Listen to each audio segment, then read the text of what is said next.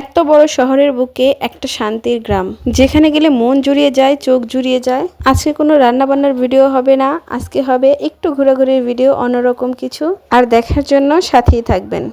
Video শুরুতেই বলছি, ভিডিওটা যদি একটু হলেও ভালো লাগে অবশ্যই লাইক, কমেন্ট, শেয়ার এবং সাবস্ক্রাইব করে আমার পাশেই থাকবেন। আর লাইক না দিয়ে যদি ভিডিওটি দেখা শুরু করেন অবশ্যই একটা লাইক দিয়ে ভিডিওটি দেখা শুরু করবেন।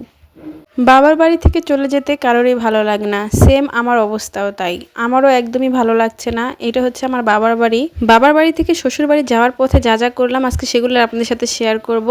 সো হ্যালো এভরিওয়ান, আসসালামু আলাইকুম। আশা করি সবাই ভালো আছেন। আলহামদুলিল্লাহ, আপনাদের দোয়া এবং আল্লাহর রহমতে আমিও অনেকটা ভালো আছি। আমার বাবার বাড়ির কাজ এখনো পুরোপুরি কমপ্লিট হয় নাই বাহিরে, তো এর জন্য হচ্ছে বাইরে রংটাও করা হয় নাই।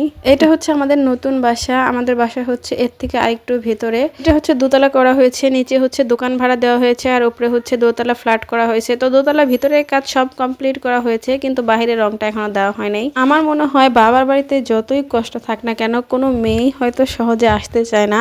আমার তো এরকম হয়, আপনাদের হয় কিনা অবশ্যই জানাবেন। যখন বাবার বাড়ি থেকে শ্বশুর বাড়ির উদ্দেশ্যে রওনা দিই, ভিতরে এত খারাপ লাগে কি বলবো, মনে হচ্ছে চলে যাচ্ছি অন্যের দিনে, যেখানে নিজের কোনো স্বাধীনতা নেই। শ্বশুর বাড়ির সবার মতামত কথা মতোই চলতে হবে। আর এটাই বাস্তবতা, কিছু করার নেই। কারণ বাবার বাড়িতে 1 মাস থাকো আর 2 মাস থাকো, শ্বশুর বাড়িতে তো যেতেই হবে। বাস্তবতা সবাইকে মেনে নিতে হবে। আমি হচ্ছে বাবার বাড়ি থেকে একদম ডাইরেক্ট রিক্সা নিয়ে শ্বশুর বাড়ি চলে আসি। যেহেতু আমার 2টা ছেলে আছে, কিছু ব্যাগপত্র আছে, এর জন্য বাসে আসাটা আমার জন্য একটু কষ্টকর হয়ে যায়। তো তার জন্য হচ্ছে আমি সবসময় রিক্সা রিজার্ভ করে, আপনাদের ভাইয়াই সবসময় বলে দেয়, মানে রিক্সা রিজার্ভ করে বাবার বাড়ি থেকে শ্বশুর বাড়ি আসি, আবার শ্বশুর বাড়ি থেকে বাবার বাড়িতেও যাই। তো আমি যে গ্রামের ভিতরটা দিয়ে আসি, গ্রামটা এত সুন্দর কি বলবো। দুই পাশে মানে রাস্তার দুই পাশে গাছ আর গাছ, আর হচ্ছে অনেক চক আছে, সেখানে ধান বোনা হয়, সরিষার সিজনে সরিষা বোনা হয়। আপনাদের ভাইয়ের সাথে গেলে কখনোই নামতে দেয় না।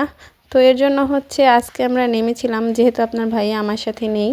তো আজকে আমরা নেমে ফুচকা খেয়েছি। তো দেখেন এখানে কিন্তু বিকেলবেলা থেকে প্রচুর পরিমাণে মানুষ আসে, এর জন্য অনেকগুলা ফুচকার দোকানও হয়েছে এখানে।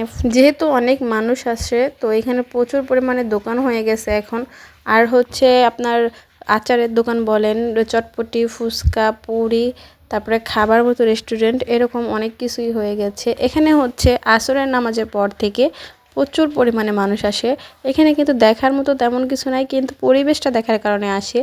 এত সুন্দর রাস্তা, তারপরে হচ্ছে দুই ধারে ঘাস, এরকম হচ্ছে চক আর ক্ষেত। মানুষ মানে এখানে বসে একটু সময় কাটায়, মানে পরিবেশের কারণে। এটা পরিবেশটা এত ভালো লাগে সবার, এত পরিমাণ মানুষ আসে কি বলবো। এখন তো হচ্ছে দুপুরের একটু পরে, বিকেল হয়নি ভালোভাবে। তো আমরা হচ্ছে এই টাইমে আসছি, যেহেতু আমরা এক জায়গা থেকে আরেক জায়গায় যাব, আবার এখানে একটু সময় কাটাবো, এর জন্য একটু আমরা আগে আগে চলে আসছি। দেখেন প্রচণ্ড রোদ, কিন্তু এখানে এখানে হচ্ছে ধানগুলো কিছু পেকে গেছে, আর কিছু ধান বাতাস হয়েছিল ঝড়িতে হচ্ছে একদম শুয়ে গেছে। তো সেই ধানগুলো এখানে কাটা হচ্ছে। দেখেন মাশাআল্লাহ কত সুন্দর লাগছে আকাশটা, চারিপাশটা। আর এই সব পরিবেশে গেলে কার না ভালো লাগে বলেন। এখন তো সবাই আমরা বেশিরভাগ মানুষই শহরে থাকি, আর শহরে কিন্তু এত কিছু দেখা যায় না, আর এতটা সুন্দর জায়গাও আমরা উপভোগ করতে পারি না, যেতে পারি না। আর যদি কখনো সুযোগ পাই তখন কিন্তু আমরা ছাড়ি না। তো এর জন্য কিন্তু আমি মানে রাস্তার মধ্যে মাঝ রাস্তায় নেমে গেছি। তো দেখেন মাশাআল্লাহ এখানে অনেক ধান হয়েছে, কিন্তু দুঃখের বিষয় অনেক কাঁচা ধানও কিন্তু শুয়ে পড়েছে। এতে কিন্তু অনেক অনেক মানুষের ক্ষতি হয়েছে। বিষয়টা খুবই খারাপ লাগলো যখন দেখলাম যে এত কাঁচা ধান শুয়ে গেছে, পাকে নাই। আর এদিক দিয়ে দেখেন এগুলা কিন্তু ফার্স্ট টাইম ছিল না, এতদিন ধরে যাওয়া আশা করি কখনো দেখি নাই। এবার গিয়ে দেখলাম মানে খেলনা হয়েছে 3টা, একটা নাগরদোলা, একটা নৌকা, আর একটা হচ্ছে এগুলো। তো আমার ছোট ছেলে তো একদমই পাগল হয়ে গেছে, সে কখনো চড়ে নাই, সে চড়ার জন্য খুবই বায়না কান্নাকাটি। আর বড় ছেলে তো কখনো চড়তেই চায় না, কোথাও গেলে কোনো রাইডে সে ভয় পায়। কিন্তু এটা খুবই ইজি ছিল বলে বললাম যে চড়তে ভয় লাগলে নামিয়ে দেব। তো আমার ছোট ছেলে দেখেন একদমই ভয় পায় নাই, অথচ আমি কিন্তু ভয় পাইছি। আমি ভাবছি ও হয়তো ভয় পাইছে যেহেতু ফার্স্ট টাইম, কিন্তু না, তারা অনেক এনজয় আর মজা করছে। সে হচ্ছে নাগরদোলায় চড়ার জন্য অনেকটা পাগল হয়ে গেছিলো, কিন্তু নাগরদোলায় তো তাকে চড়ানো সম্ভব না। তার যতটা ইজি মনে হচ্ছে নাগরদোলা তো এতটা ইজি না, কারণ আমরাও ছোটোবেলায় নাগরদোলায় চড়ছি। আমার এখনও ভয় লাগে, কিন্তু আমার ছেলে দেখে মানে চড়ার জন্য পাগল হয়ে গেছে। আমার ছোটো ছেলেটা একটু দুষ্টু বেশি। আর এদিক দিয়ে হচ্ছে আমরা চটপটি আর ফুচকার অর্ডার দিয়ে দিলাম। আমার বড় ছেলে হচ্ছে চটপটি খাবে, আর আমরা হচ্ছে ফুচকা খাবো। তো সাথে আমার এক ভাগিনাও ছিল, ও হচ্ছে ফুচকা খাবে, এর জন্য ফুচকার অর্ডার দিলাম 2 প্লেট। আর আমার বড় ছেলে হচ্ছে চটপটি খাবে। যারা সাভারের আশেপাশে থাকেন তাদের জন্য একদমই ইজি করে দিচ্ছি, তারা হয়তো সবাই চিনেন, তারপরও যারা এখনো চিনেন না জানেন না তাদের জন্য একদম ইজি করে দিচ্ছি। সাভার ব্রিজের ওখানে গিয়ে রিক্সাওয়ালাকে, যে কোনো রিক্সাওয়ালাকে বললেই হবে যে রূপনগর যাব, তো আপনাকে এই জায়গাটায় নিয়ে আসবে। আর যারা অনেক দূরে থাকেন তারাও কিন্তু সাভার নামাবাজার ব্রিজে এসে বললেই হবে যে রূপনগর যাব, এইখানেই নিয়ে আসবে। তো আমার বাবার জন্য, আমার বড় ছেলে যে, ওর জন্য হচ্ছে ফুচকাটা আগে অর্ডার দিলাম, সে খাওয়ার জন্য পাগল হয়ে গেছে। সে যদি তার বাবা আসে তখন বলে, বাবার সাথে সাথে তাল মিলিয়ে বলে বাহিরে জিনিস খাওয়া একদম ভালো না, আমি খাবো না। আর আমি যদি কোথাও গিয়ে ফুচকা বা চটপটির অর্ডার দিই সেইখান থেকে সেই পুরা প্লেট খেয়ে ফেলে। মানে বাবার সাথে থেকে বাবার মতো, মানে সামনে সামনে বাবার মতো তালে তাল দিয়ে চলে। তো যাই হোক, এদিক দিয়ে দেখেন পুরা স্টলই একদম খালি, কিন্তু শুধু আমরা অর্ডার দিছিলাম আর ওই পাশে এক আপু ভাইয়া বসছে। আর পুরা দোকানে কিন্তু খালি, যেহেতু এখনও মানুষ আসা শুরু করে নেই, কতক্ষণ পরে মানুষ আসবে।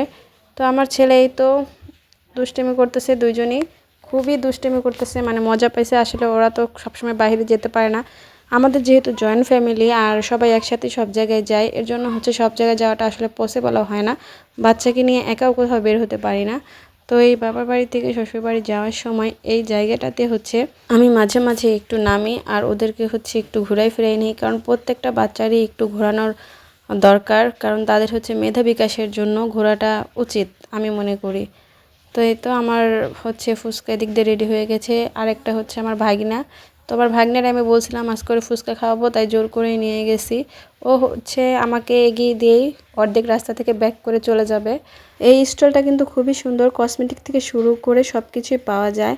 আর এই যে পাশে একটা দোকান আছে, তো এটার উপরে হচ্ছে রেস্টুরেন্ট সিস্টেম করা হয়েছে আর অনেকটা লাইটিং করা হয়েছে। লাইটিংগুলো মানে সন্ধ্যার পরে যখন জ্বলে মাশাআল্লাহ খুবই সুন্দর লাগে দেখতে। কিন্তু আপনাদের সাথে বেশি কিছু শেয়ার করতে পারলাম না, কারণ আমরা বিকেল যেহেতু হয় নাই, তো এখন কিন্তু মানুষের ভিড়ও নাই, আনাগোনাও নাই, এগুলো কিছুই দেখাইতে পারলাম না। আমরা যে এখন চলে যাব তারপরে দেখা যাবে প্রচণ্ড ভিড় হয়েছে, কারণ যেহেতু এখন রোদ উঠছে, এখন তো এত মানুষ আসবে না। রোদটা যখন কমে যাবে তখন কিন্তু অনেক মানুষ আসবে। অবশ্যই কমেন্ট করে জানাবেন যতটুকু দেখলেন ততটুকু আপনাদের কেমন লাগলো, পরিবেশটা সত্যি কি সুন্দর কিনা। আর এইখান থেকে দেখেন আকাশটা মাশাআল্লাহ খুবই সুন্দর লাগছে। এদিকে হচ্ছে 2 দিন আগে প্রচুর পরিমাণে ঝড় হয়েছিল, সেই কারণে কিন্তু অনেক কাঁচা ধান শুয়ে পড়ছে, তো অনেক হচ্ছে ক্ষতি হচ্ছে মানুষের এই কারণে। আর দেখেন গাছগুলো এত সুন্দর লাগছে দুই পাশে, এগুলো হচ্ছে সবই খেরের পালা একদম। মানে আমরাও কিন্তু, আমার শ্বশুরবাড়ির গ্রামে, কিন্তু এতটা সুন্দর না। আমার কাছে এই গ্রামটা খুবই সুন্দর লাগে। নদীর পাশ দিয়ে দেখেন খাল বয়ে গেছে আর দুই ধারে গাছ, তারপর হচ্ছে ধান ক্ষেত, মানে খুবই অন্যরকম একটা সৌন্দর্য। আর মনটা এত ভালো হয়ে যায় কি বলবো, পরিবেশটা এত সুন্দর। তো সবাই কিন্তু এখানে এসে কিছুটা সময় পার করে। আমাদের কিন্তু প্রত্যেকটা মানুষের উচিত কাজের বাইরে গিয়ে নিজেকে সময় দেওয়া, পরিবারকে সময় দেওয়া, এই ব্যস্ততা থেকে একটু বের হয়ে এসে একটু ঘোরাফেরা। তো আমরা কিন্তু একদম চলে আসছি ভিডিওর শেষ দিকে। এই জায়গাটার নাম হচ্ছে রূপনগর। রূপনগর নামে এটা মানে প্রচুর পরিমাণে পরিচিত, এখন মানুষ মানে প্রচুর পরিমাণে এখানে যায়। তো সেখানে একটু নেমে খাওয়া দাওয়া করলাম, বাচ্চাদেরকে একটু ঘুরাইলাম, একটু রাইডে চড়াইলাম। এখন আমরা বিদায় নিয়ে চলে যাচ্ছি। আপনাদেরকে যতটুকু সম্ভব ততটুকু দেখাইলাম, কারণ আমারও বাড়ি যেতে হবে, না হলে দেরি হয়ে যাবে। তো এই পর্যন্ত ধৈর্য সহকারে যারা আমার এই ভিডিওটা দেখলেন তাদেরকে জানাই অসংখ্য অসংখ্য ধন্যবাদ। আর যারা নতুন, যাদের কাছে পৌঁছেছে, তাদের কাছে যদি একটু হলেও ভালো লেগে থাকে অবশ্যই লাইক, কমেন্ট, শেয়ার এবং সাবস্ক্রাইব করে আমার পাশেই থেকে যাবেন। আজকে এই পর্যন্তই, ভালো থাকবেন সবাই, খোদা হাফেজ।